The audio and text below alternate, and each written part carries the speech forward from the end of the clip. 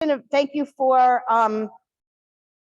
being here tonight. I think this is just like an intimate, lovely night. So I think we can actually go around and introduce ourselves and just talk. And I just want to say, I love when kids are part of the conversation. I want you guys to contribute, just in terms of whatever you want to say. For those of you who don't know me, I am Danielle DiMango, the very proud Superintendent of District 25. And this is the last stop on my listening and learning tour. Because I saved the best for last. I went to 15 different places all across the district. And I'm actually glad that I came to you guys last, because here's where I'm going to get the most information. The school started, learning started. I'm going to talk about the things that I am concentrating on, and what we're working together on as adults in service of you guys. And I want to hear from you, if you're comfortable talking about it, how that translates into the classroom. Because what I say to kids all the time is, everything we do, all the learning that we do as adults, all the planning, all the organizing, it's all for you. So if we're doing it right, then we're doing the right thing. And if we're not doing it right, we need to make it better. So that's really part of my listening and learning tour. It's about talking about who I am, what are some of the services and the supports that we have in the district for families. I want families to know that they can reach out to us. And then really saying, like, these are the areas that we're focusing on. And then I'm just going to open up tonight for conversation for the adults that are here and the kids that are here. And if anyone is online, is anyone online? Oh, text your friends, tell them to get online. Nobody wants to talk to me. That's right. You know, I'm always like, I'm very lonely as a superintendent. See, but Princess, you know, I'm going to show something tonight that you helped make, you know, and I think that's really important. So, so I think we should go around the room and introduce ourselves, because we do have this intimate gathering. So, who would like to start? Okay.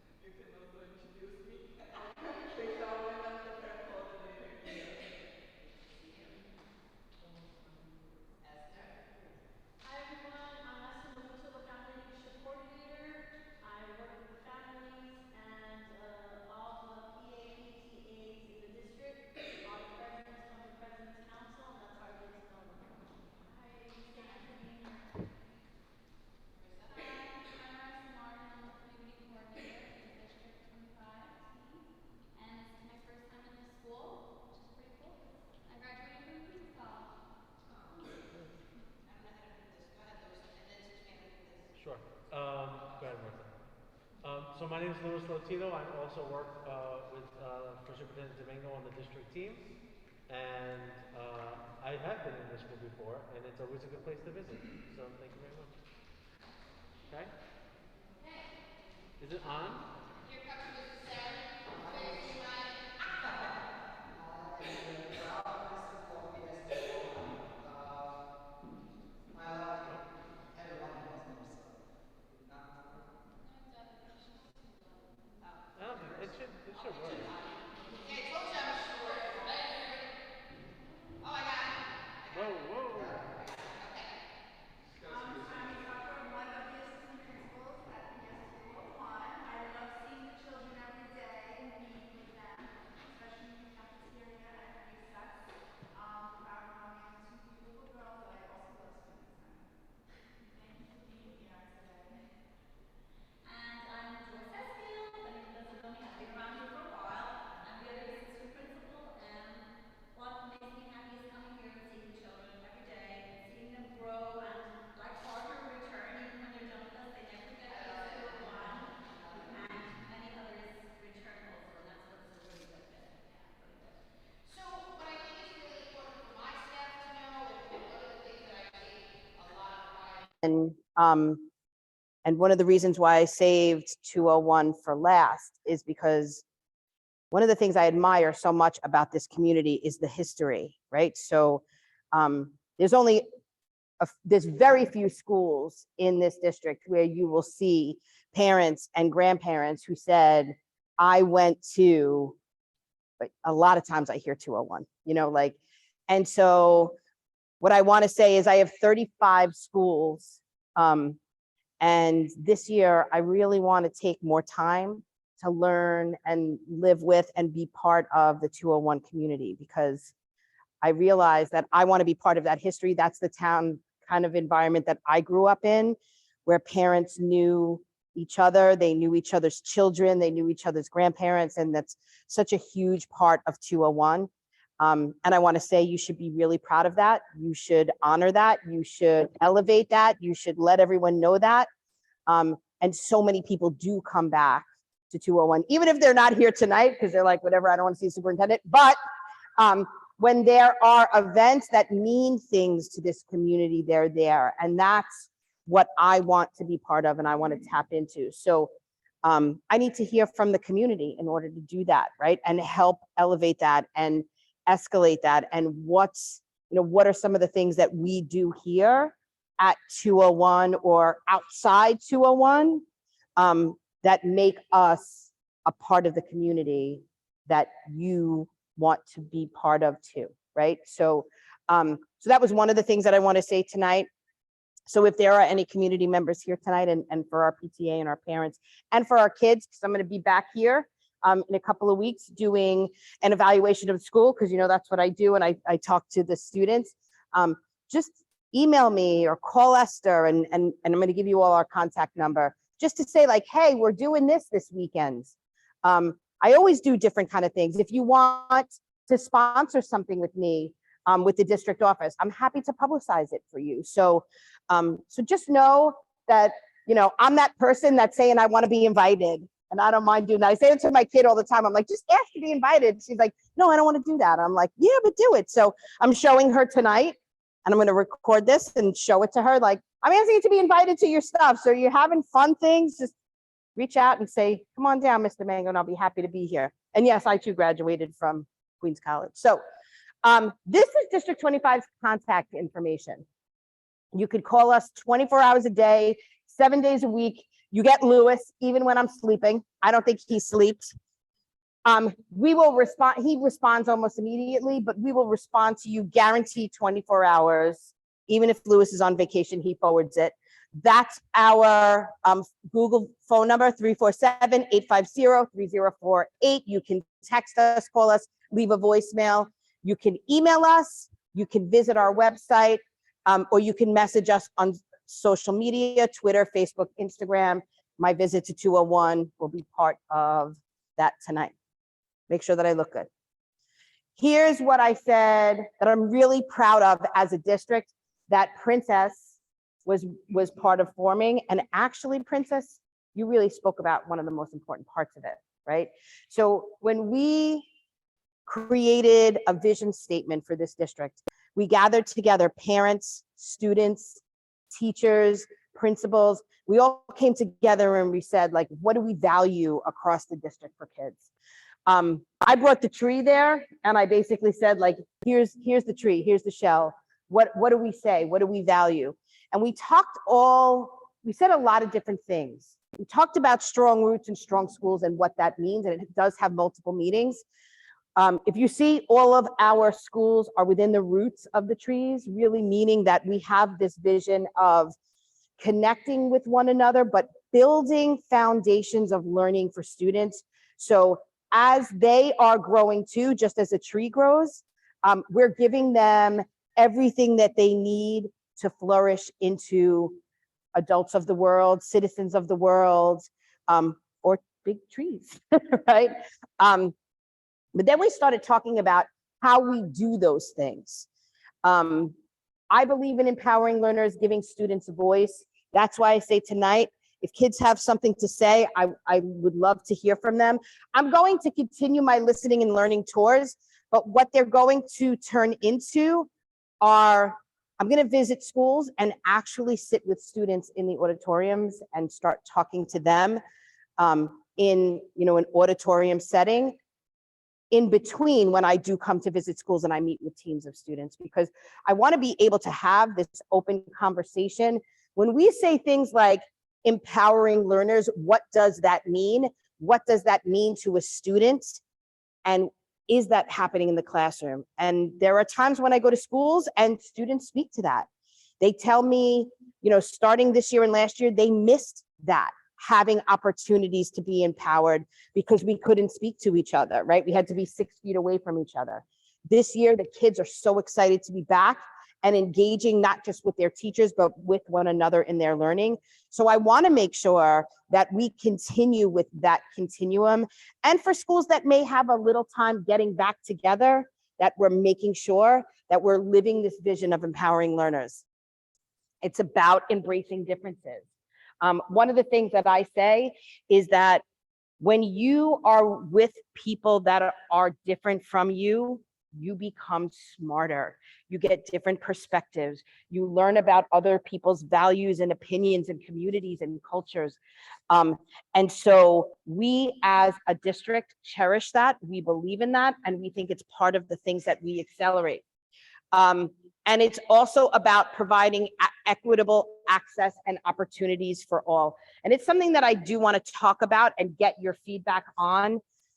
It is how we get information out to our families that allow parents to know that there is one choice and there are two opportunities for enrichment and acceleration. This community here actually participates in this whole idea of choice, especially during our middle school choice process. You guys have, we have opportunities for students to apply to any school in the district. But here at 201, you have many different choices in terms of where you want your students to be. You have your zone school, you have your application schools. We just opened up a screen program at PSMS 164 because there were a lot of parents that were saying that they wanted a K-8 model.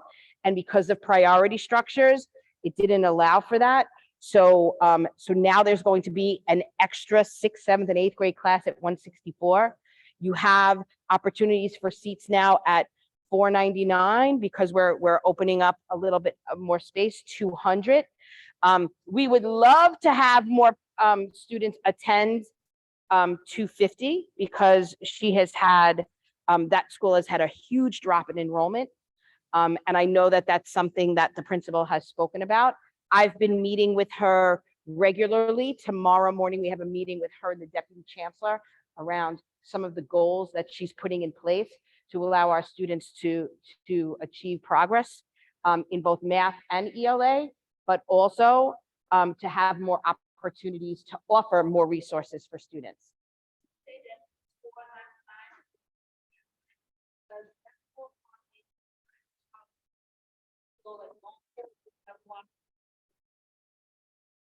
So one of the things that happens is, and just so you know, every school does have limited seats, but the DOE took back that lottery, right? So it used to be run by the school and Queens College, and now we manage that. I will tell you, we have seats in a lot of our application schools now more than ever. 499 needs seats. I don't know if anyone's interested in early childhood centers and they have access to transportation, but 242, they're down 50 kids. Bell Academy, not for 6th grade, but 7th and 8th grade, they have seats. So there's a lot of different opportunities that we want parents to ask for, to say, like, if 6th grade is, that's the option when everyone applies, but you can always go to the Family Welcome Center if you're interested, to see if there are seats in any school, any middle school within the district. So we believe in offering zone, but we also believe in offering choice. Here, because there's so much choice, it is taking away some opportunities for 250. So that's a conversation that I do want to have with the 201 community. What are some of the things that we can bring to 250 that would make more parents want to apply there? They're in the same building as QSI, but QSI, because QSI has priority for students who are zoned for 250, a lot of parents are choosing to go there, and it's the same building. And you do have Ms. Merwick, who really wants to give the community what they want. And I've really been communicating with Central to say, like, if I get and bring the community together to talk about more things that they would want to see in 250, what can we bring there? So that's part of a conversation that we'll be having with 201 families. And maybe we can start that conversation with the PTA, especially 5th graders.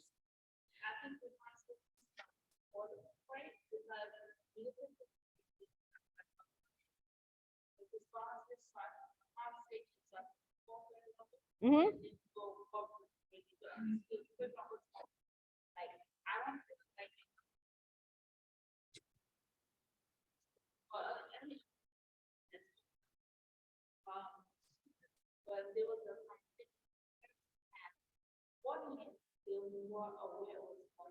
Yes, and I agree with you. I think we should start in 4th grade.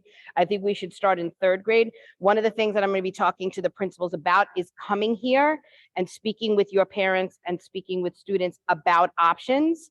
And so to know that there's probably, I think, between 75 to 100 seats at 250 that we can fill. And if we do that, we can offer more, more opportunities for all of our students. So it's about two things. It's about continuing with choice, but it's also about, if I'm saying to you, we have 100 seats that we could fill at 250, what would the community want there, right? Because that provides a lot of opportunity. We're going to bring those students. What would they want to see in 250? What's preventing parents from applying to 250? And how could we change the narrative of that? Yeah.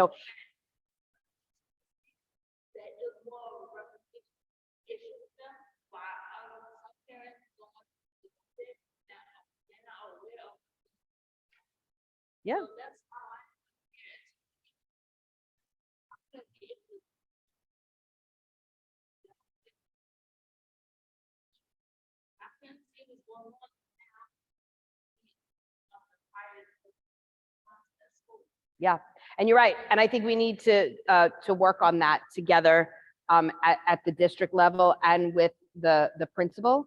But what I'm offering to the community is an opportunity to have something that you really would want to see. Like, what would you want there for your kids? If we make a commitment to the city and we say, we'll give you 100 kids, the city will say, you have the money for this, right? And so when I have been speaking with the chancellor and the deputy chancellors, they're saying, engage with the community. So I'm going to continue to do that. And it is especially this community, the 201 community. Yeah.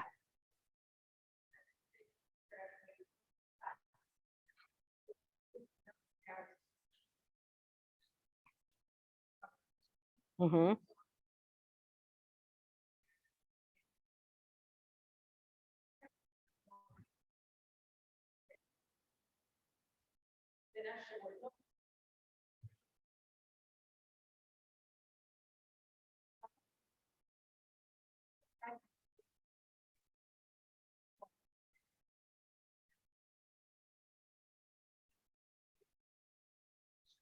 Mm-hmm.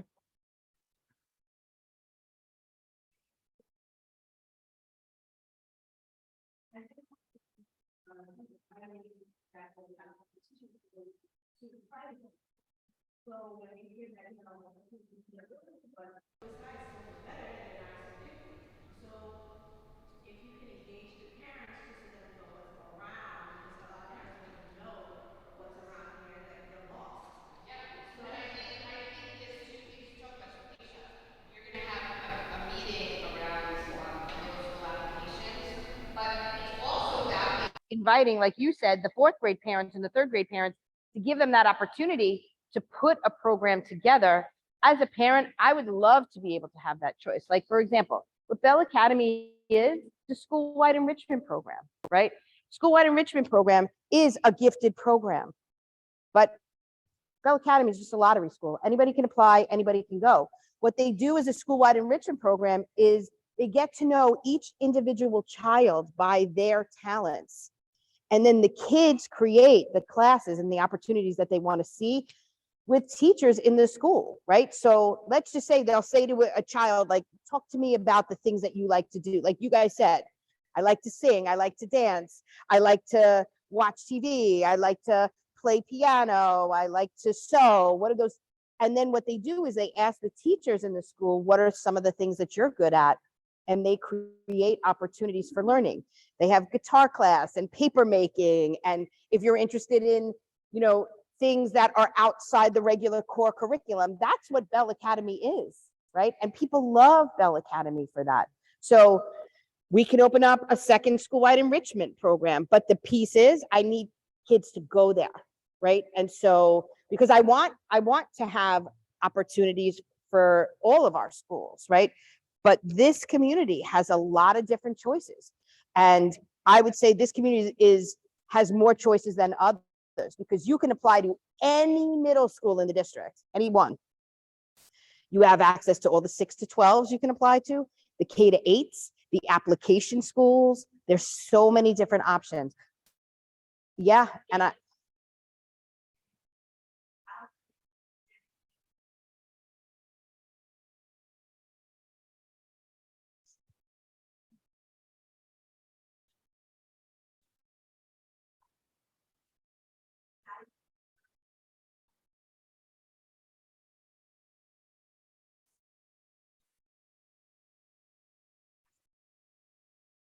so, you know, I want to tell you too, like IS 230, and I really think we should, I want to come and talk to this community about this. Like IS 237 gets this really bad rap. They have some of the highest scores in the district. The curriculum and instruction and opportunities and offering there, they have amazing arts programs, amazing music programs. So I know.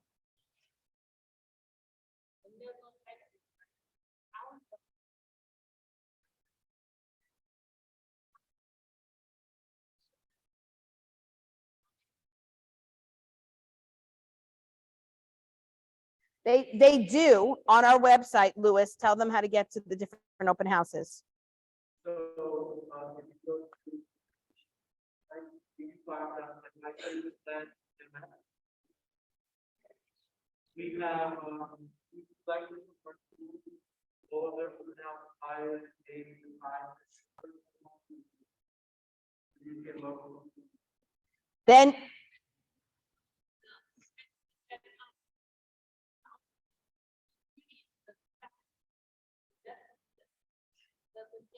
they do. They do. That's in that list. But you know what? I think we need to promote it more.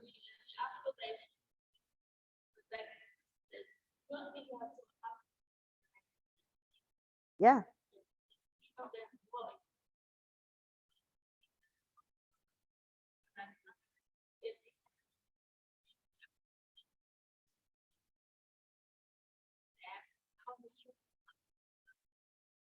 Yeah. Yeah.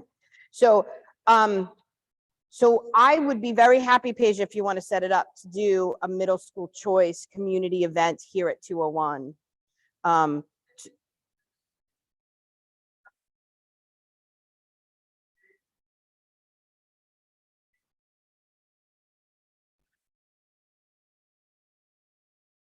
okay.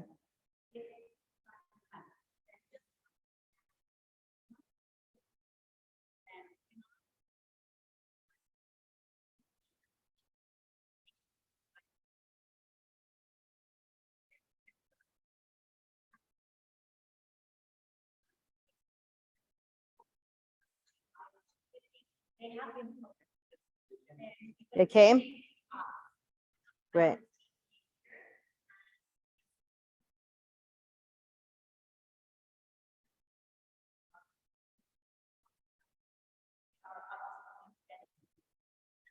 Yeah, I think we need to talk a little bit more about this. Yeah, I'll say this too, because if I can't tell you, sometimes I say this, I can't tell you how many times I asked Lewis for the same piece of paper, like just my life gets so busy and so crazy.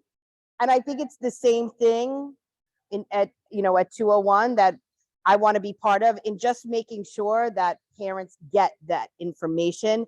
And so I think we just need to keep sending it, and to the point where people say, stop sending me that. I never say to Lewis, stop doing that, because I'm always like, where is that piece of paper? Where is that form? Where is that link? Where is that this? Because my life gets crazy and then I forget things, so.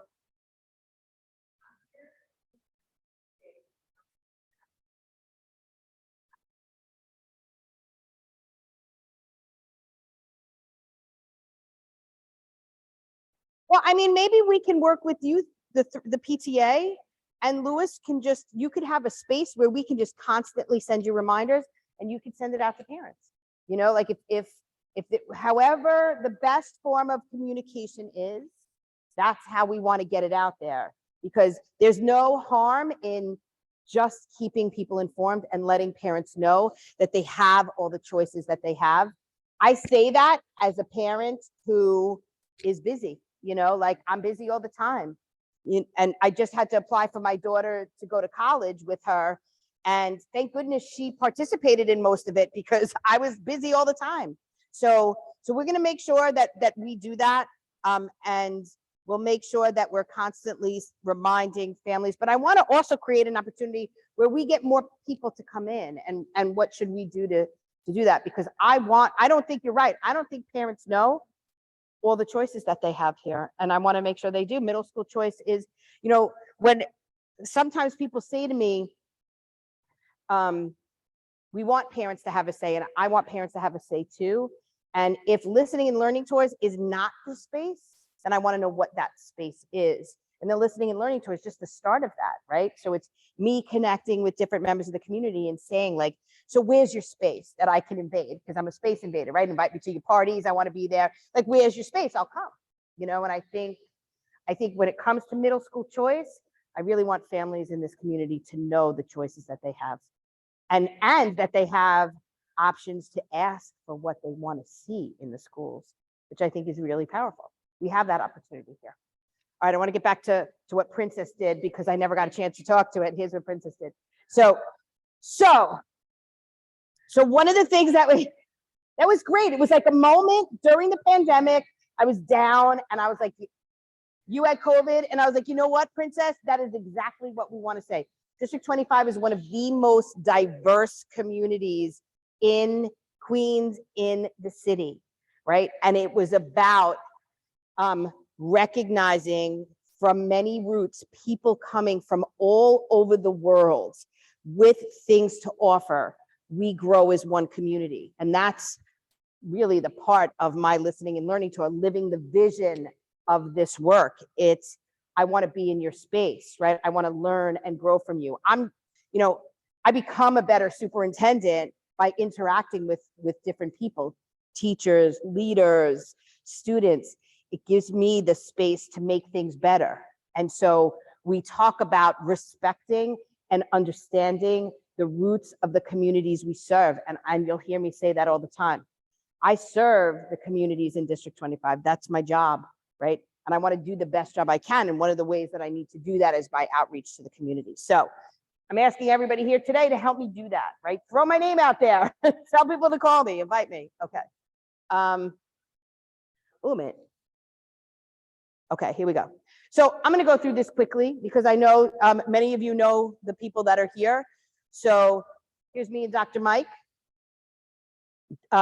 superintendent, deputy superintendent. Our job is to manage and support all 35 of our schools to make sure that they are working together in line with our vision. Beverly Mitchell is a new addition to our district. I would love to have her here, but she had another engagement. She is our director of school supports and operations. She makes sure the facilities run smoothly, or all our SEL work runs smoothly. Any issues that we have that are community-based, student safety, she is the manager of all of that work. We have Louis Latito. He is formerly known as the field support liaison. He has this new long weird name, so we still call him the field support liaison, but he's the guy that you just call if you have any concerns. He'll help you. Yes, sweetheart. You were talking about, I had, What is that? like, just get something. I have to look at your resume for me. If you don't get it, Guess what? There's no resume. There is only one program in District 25 that you have to have, and I'll call it a resume, but it's your 4th grade grades, right? Your 4th grade core grades. It's called the screened program. We only have 3 schools that have that. One is 164, one is IS 25, and one is 189. Yes, that is the only school that looks at your resume. All the other schools are what we call application schools. You can apply to anything, right? Put your name in the hat. That's what I say. My daughter, they just had free applications for SUNY colleges. I said, apply to all of them, right? You can apply to 5 colleges. Put your name out there. You can apply to any school in this district, no resume, except the screen program. That's the only one. he has, but I didn't get picked. Mhm.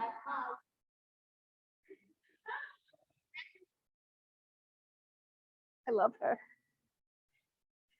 But you know, you know what? I'm glad you asked that, because I want to make sure everybody knows this. So you can apply to any school in the district, but you might not get picked because there's limited amounts of seats. But what we have in District 25 that's very special is you'll always have a middle school to go to because you still have a zone, right? Our middle schools still have zones. High school, we have a certain subset of that have zones, but otherwise there's no zones. But in middle schools, you maintain your zone. So every child that attends 201 has a zoned middle school. So you can choose that zone middle school, but you can also apply to any other middle school in the district. That includes K to 8s, 6 to 12s. And I really do want parents to know that they have those choices because it's really important. So put your name in the hat. Put your name in the hat when you go to middle school. Good thing. All right, now we have all different, what we call instructional leads that we never had before. And I'm very excited about this team of people. What they do is they come in, they support our schools with our vision. They are teacher trainers, and I'm going to go through what some of the things that we are working on this year as a district. So we have Debbie Winkler, who works with administrators and teachers to understand the common language of evaluation of teacher practice. Anna Rigo is our literacy instructional lead specialist. Angelique Hewitt is our instructional lead for multi-tiered systems of supports, which are different layers of supports that should be in place in all of our schools, both academic and social emotional. We have Melinda Willens. She's our instructional lead for our middle schools in literacy and social studies and science. Then we have Michelle Lee. She supports our multilingual learners and our bilingual programs. Let me just talk about that. How many parents at 201 know all the bilingual programs that we have? That if I had to go back in time, I would put my kid in the dual language program. So we have dual language programs across this district in Spanish, Mandarin, and Korean. And it is an application process. Once again, put your name in the hat, lottery, and you can apply to get into those programs. Michelle Lee supports that work. We also have, for our multilingual learners, transitional bilingual education, which are only for our new language learners. And that is where they spend a certain percentage of their day learning in their language, and then they slowly transition to English. Michelle Lee supports those teachers in making sure that they are aligning language instruction and bilingualism to standards. The other thing I say is District 25, from many roots growing together, we have over 6,000 new language learners in the district. So I always say, if you are a teacher in District 25, you are an L teacher. So one of the things that Michelle does is she works with all of the teachers across this district to best support new language learners. What we've learned is the supports that are in place for new language learners support all students in terms of literacy. We have Arifa Khan and Danielle Bergman. They are our academic intervention specialists for our early childhood. I'm going to spend a little bit of time talking about phonics and phonemic awareness. I know that you've heard the chancellor talk about that. And then we have Diana Stein, who is our instructional lead in health and wellness. If you log into our website, you will find everybody's emails here that you can reach out to. I did have a parent. Is she here tonight? No. I have a parent who travels the district for my listening and learning tours, which I love. And she's promoting supports for recess for students and organized play. So based on that parent, Diana is running a training for our school aides for organized play next Tuesday with over 100 participants. So we're really excited about that. And that came from listening and learning tour. We have Tracy Vaughn, who works for our academic policy, which are grading systems, making sure that our students are scheduled properly in terms of the classes that they take, but also around scheduling for our E&L students, as well as our special education students. Nathan Yakubov is our administrator for special education. So we always say that special education conversations in terms of referrals or any type of special education needs should always start at the school. But if families feel that they're not getting the full supports, Nathan is the person in my office you can reach out to. It has been so many years since the districts have been assigned a special education liaison. He is fantastic. I ask him a million questions a day and he knows the answers to every single one of them. So I do say, reach out to Nathan if you have any questions about special education. We have Richard Braun, who is our L compliance and performance specialist. He supports us to make sure that our English language learners are getting all of the supports that they need.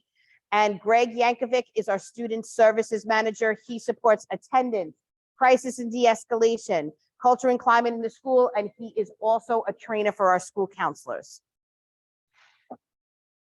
And Esther, you met today. Marissa, you met. Janet is my administrative assistant. For those of you who call my office, you will get her on the phone and she will transfer you to whoever you need to go to. And Wing Yi Chung is our school social worker, and she supports our social workers across the district. But here's something else that she does. I want parents to know who she is and her access to resources and information for families in terms of social emotional learning, mental health. She works very closely with the city and has the information that parents may need to get the supports that they need. And she also has the relationships for our families that are asking for supports that may be hitting roadblocks at the city level. So please feel free to reach out to Wing. She is a wonderful asset to our team. Okay, so this is my listening and learning tour, what I spoke about. For those of you who are here tonight, please feel free to take a copy. It just really talks about the things that we are doing and focusing on as a district this year. One of the things that we spent a lot of time discussing at the district level is we know from the pandemic that our students have learning loss. And you'll hear me talk about it, especially in literacy. But my expectation for building leaders and teachers is that we come back strong. We recognize that learning loss was present. We tackle that right away. We fill those gaps and we make sure that we have done what we have always done in District 25, and that is give our students access to the most rigorous, engaging curriculum and instruction that we can. All right, so I'm going to talk about our areas of focus. Early childhood, pre-K to 3. One of the things that we are communicating to families is that foundational reading skills, you hear our chancellor talking about this, a focus on phonics and phonemic awareness, the whole idea of learning to read and what goes into learning to read is an area that we are pushing very strongly with our K to 3 teachers. We are training our teachers in foundations. We're using foundations here, but using Foundations with Fidelity, really understanding that program. And we have incorporated another program called Hegarty. We're using Hegarty here. And Hegarty is a program that also supports students with phonics and phonemic awareness. Those are two skills, two levels of what we call pillars of reading that are very important. And students that do not have the phonics and phonemic awareness skills they need, it often interrupts them as they get older. So we are really making sure that we are really good at teaching these skills and that parents understand that we're teaching these skills and ways to support that work at home. There is a training that is called Letters, and it is not necessarily a program. I would say it's a mindset, a philosophy, right? Would you, right?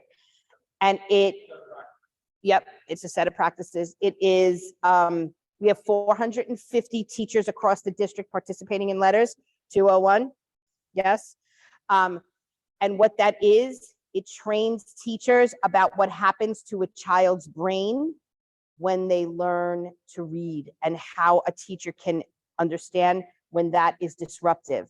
You know, Dr. D'Antona spoke the other day about the training when he was in it, where the instructor actually showed a video of a student who went to the bathroom and missed part of the lesson, and the teacher not knowing that she had to go back and go over that practice with the student could have impacted her ability to continue to build her reading skills. So we're really excited about Letters as well. It is like a college course, right? It is a 2-year commitment to reading and the brain that all of our teachers are undertaking. We're really excited about that work. Okay, now, in grades 3 to 5, we're doing 2 things. We're framing out, is that my phone? Of course, I guarantee you it's my son. It's because he always calls me when I'm busy. So what we're focusing on in 3 to 5 are 2 things. We got to close those learning gaps for phonics and phonemic awareness for those students who were out during the pandemic in the K-2 model, learning from home. You know, you'll see that Foundations is a very tactile program. So we may have to go back over some of those skills. You may be hearing in 3rd grade that your students are once again tackling Foundations. It is also an auditory program. And when you're learning Foundations wearing a mask, there is learning loss. So we are tackling that right away. But we are also, because I feel very strongly about this, understanding what goes into a literacy block. And there are readers already happening. So a child, understand, can maybe sound out words, maybe say words, but they still may need that decoding piece and looking at texts. So we're going to map out the literacy block where both of those things happen in 3rd grade. So there's going to be intensive intervention if needed in 3rd through 5th grade. And that is going to be happening through MTSS and as well as in the classroom. In middle schools, we're focusing on disciplinary learning standards, which are reading to learn, right? So now we're no longer learning to read, we're reading to learn. And how do we do that? By exposing our students to rich, engaging, on grade level texts and teaching them how to read. I said the other day to some of our administrators and teachers, you know, I went to school in the 70s. I went to Catholic school in the 70s. So they really taught you how to think, right?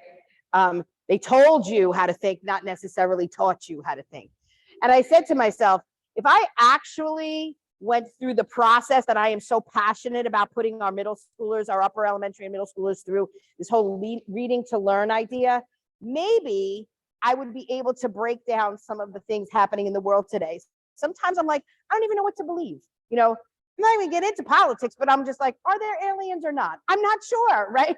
Maybe I would know how to think about things differently and look at things through different perspectives. So that's really important to me, that we're not telling kids what to think. We're teaching them how to think.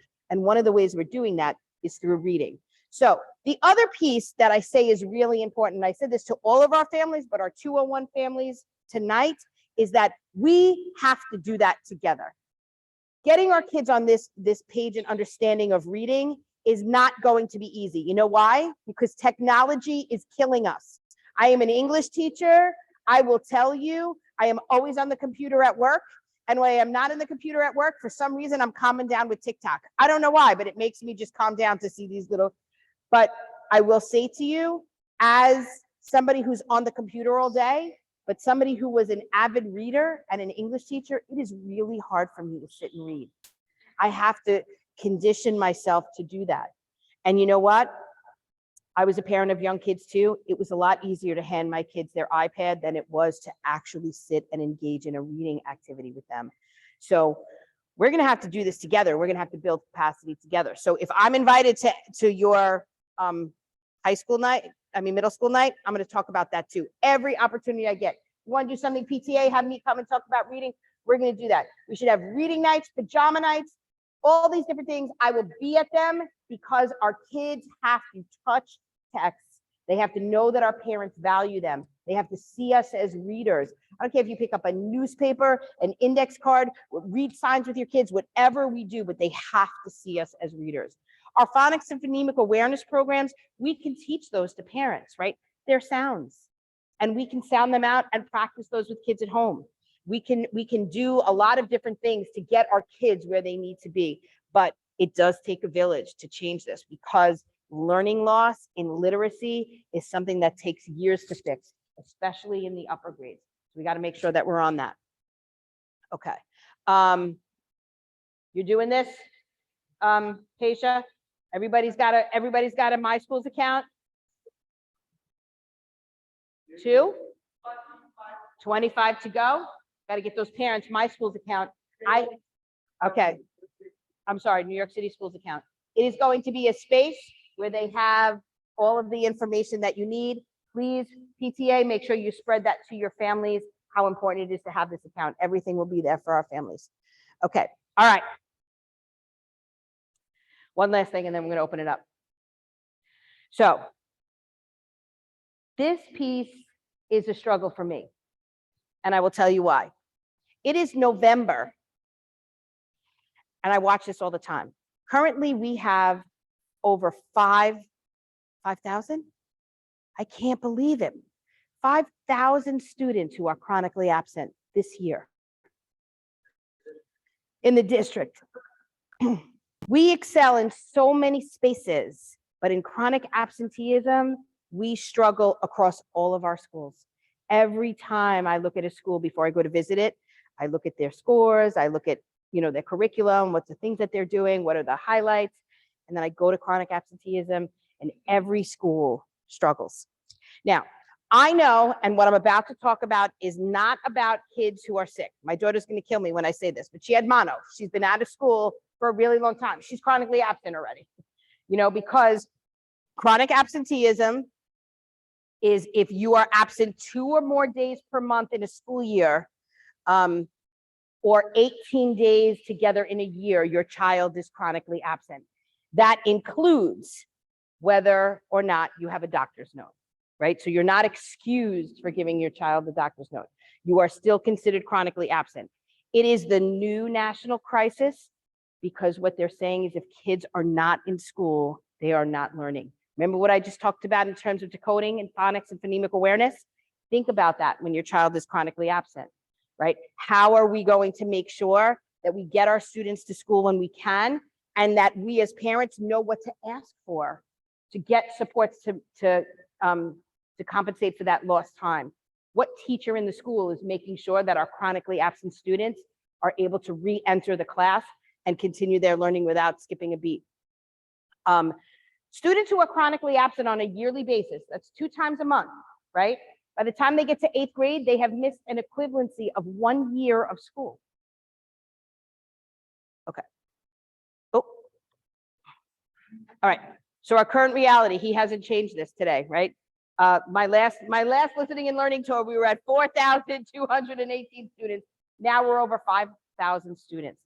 This is where I say, we need your help, parents, around being chronically absent. You are the ones that get those kids up in the morning. I'm telling you, if you want me to get your kid up in the morning, you call me. I will get any kid up in the morning. I can't pick them up and put them in my car, but I will do it. I told my daughter, I was like, listen to me, you are better now. You are going to school. I don't care if I have to throw you over my shoulder. You are going to school. So we believe in District 25, but in general, that being present is a priority for everybody and attending school matters. So I hope in terms of the conversation that I had with you guys today as parents, especially our PTA, that you'll start to communicate that to families, because you know what? I say this all the time. As a working mom, sometimes it was easier, especially when the kids were little, for me to say, like, I'm just going to bring you to grandma today. Right. But because I'm an educator and I knew about this chronically absent stuff, I was like, you know what? I'm going to bring you to school. And I used to beg my parents, please come pick her up, come get them. When my kids were sick, I used to cry. And I'm a strong woman. I was like, I can handle everything. When my kids are sick, that's it. It's over. If I have to stay home from work, it's really stressful. So what I want to say is, I think we should have these conversations as parents, because I was a parent too. I tell a story about my father who called me one day and he was like, what happens if you're late for the bus? And my son was in kindergarten. I was like, Dad, did you not be there for the bus? I was like, I don't even know where my kid is right now. Like, there's so many different things that we can share and be able to support each other under this idea and conversation of chronic absenteeism. It is something that keeps me up at night when it comes to District 25, because I don't want our kids. I'm saying kids shouldn't come to school when they're sick. And I'll be very clear about that.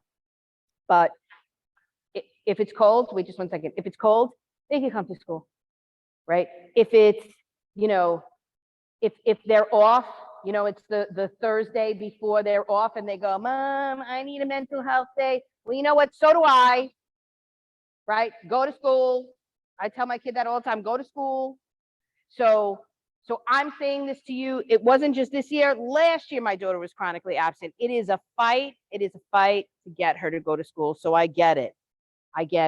But we have to do that together. I know what happens with kids that are chronically absent, and we need to make sure that we are talking about it and supporting one another through it. So I think it's important for everybody to know that you have a superintendent whose daughter was chronically absent. Not my son. My son liked to go to school because he was bad. My daughter's chronically absent. All right. Okay.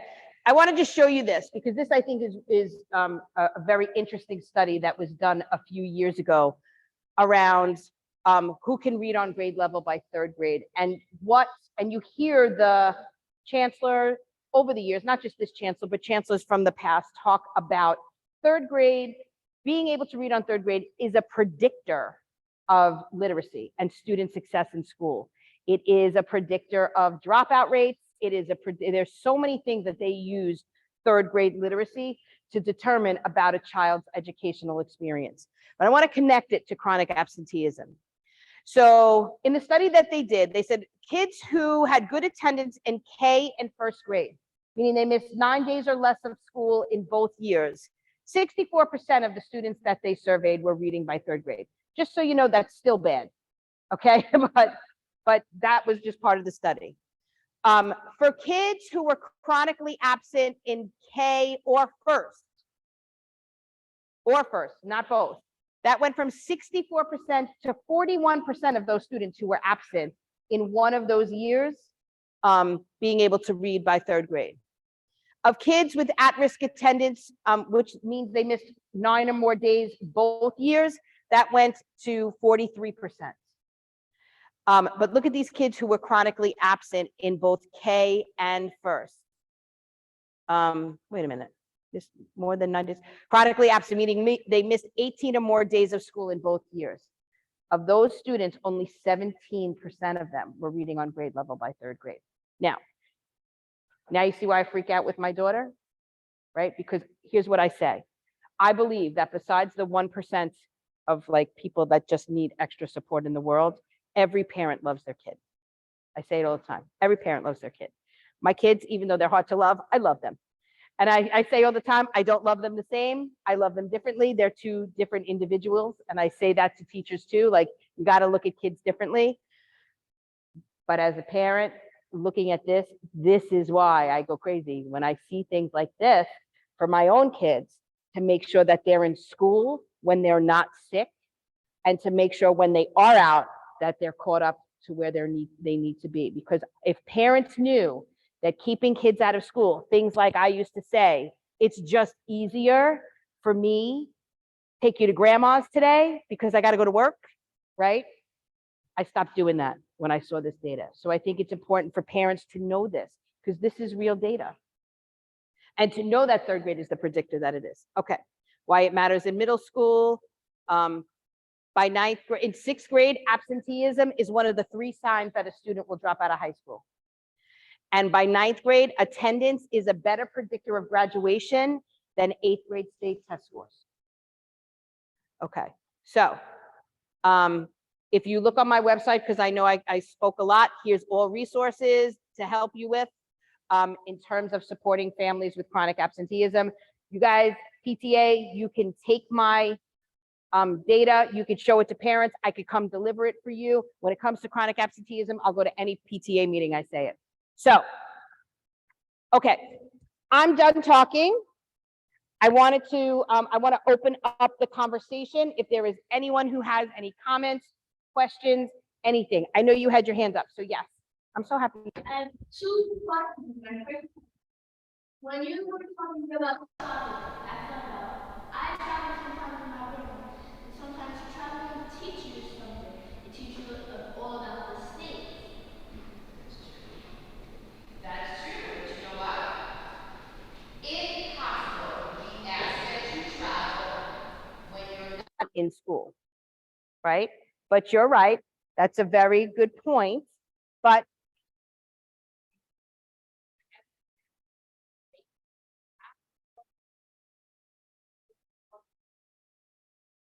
not how can the teacher need I know that's the aspects. So if you get work, I'm going to give them a way that implement the new practice. So we're all going, okay, so we go on this meeting now.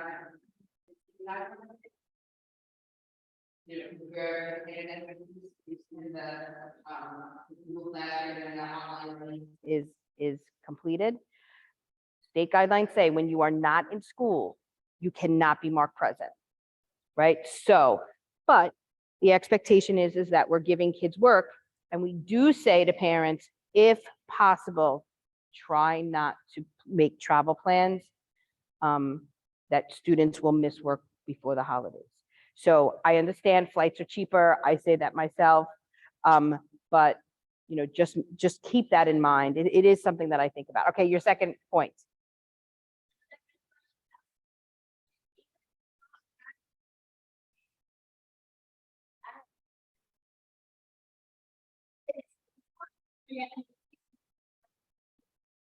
That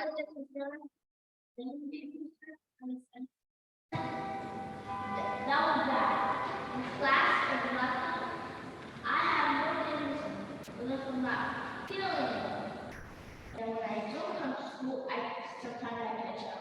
But 17 doesn't look like you're catching up. Make sure that you are in school every day that you can be. And make sure you tell your friends what I said, because that's important. And I love that you're paying attention to my lesson. It's been a long time, so thank you for that. I'm gonna watch over the kids, and I'm going to make sure you do that. Yes, I'm over here. Right, so you know what? You'll tell your mom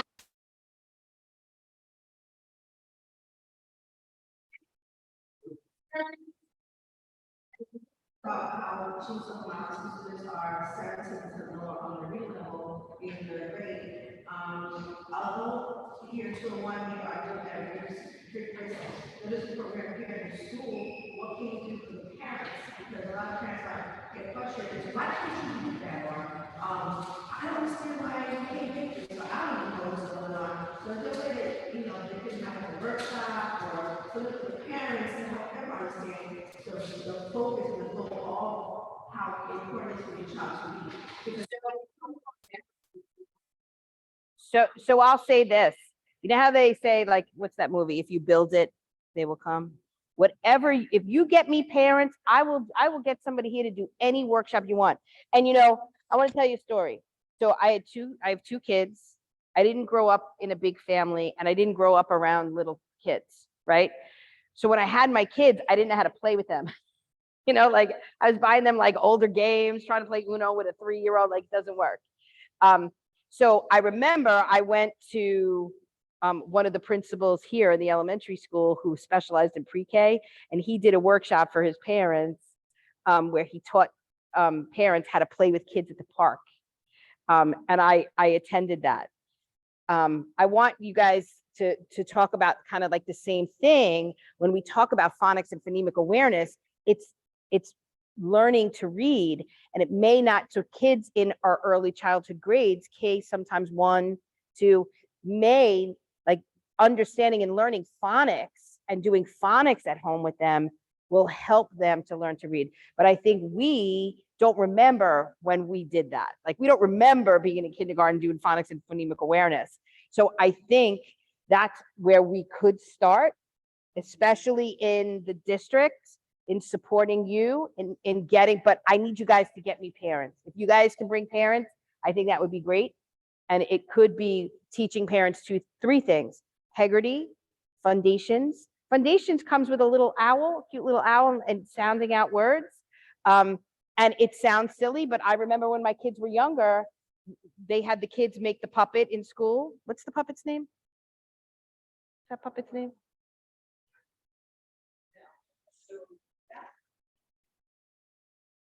Yeah, for upper grades too, yes.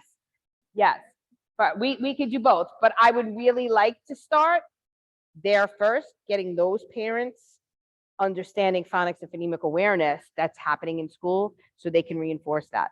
Yeah.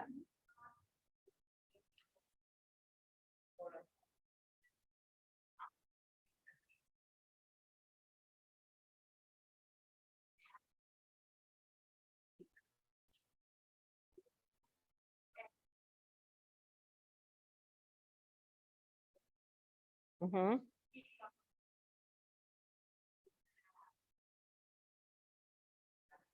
So if you bring me those parents, because one of the things that I will tell you is when we have new language learners that come to our schools and they go through foundations, many of those kids start to learn the language, because that's what, phonics and phonemic awareness is about, sounds.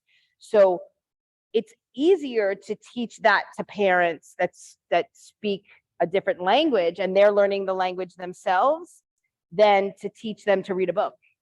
So if you can get me people that speak Spanish, I will get you a Spanish instructor to teach that. I'll bring them here.